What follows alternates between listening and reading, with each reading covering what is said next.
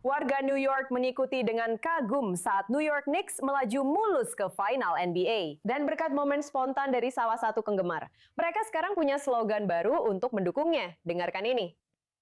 Wali kotaku Muslim, bagelku Yahudi, New Yorkku yang Kristen. Hujan deras, dia Dior. Inilah New York. Ini adalah slogan yang mempersatukan keberagaman yang selalu menjadi ciri khas kota New York. Dan meskipun mereka tidak menang dalam 4 game, banyak yang bertanya-tanya seberapa Yahudi sebenarnya bagel di New York.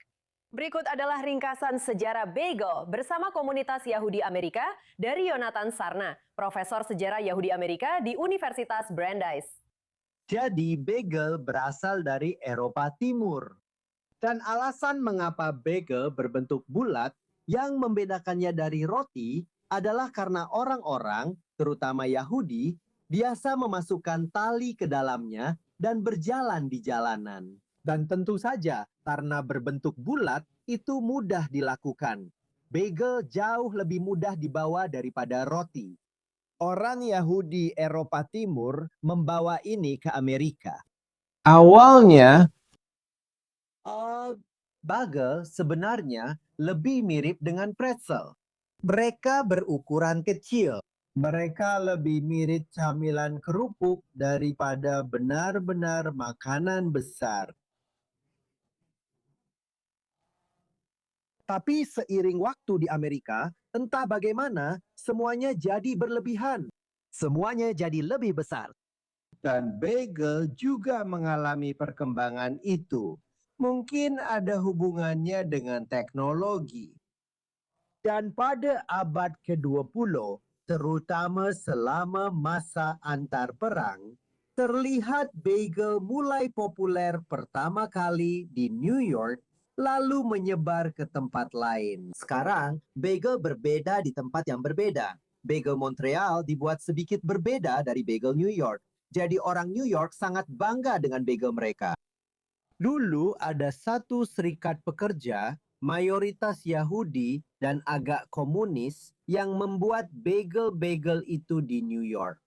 Dan seperti banyak makanan etnis lainnya, makanan ini menjadi identik di benak orang-orang dengan komunitas Yahudi.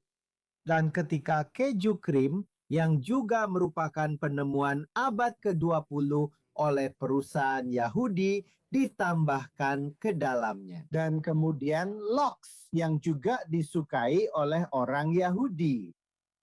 Jadi kamu punya satu hidangan lengkap, bagel, lox, dan keju krim, yang menurut orang Yahudi itu sudah ada sejak dulu. Ribuan tahun lalu disajikan di Gunung Sinai.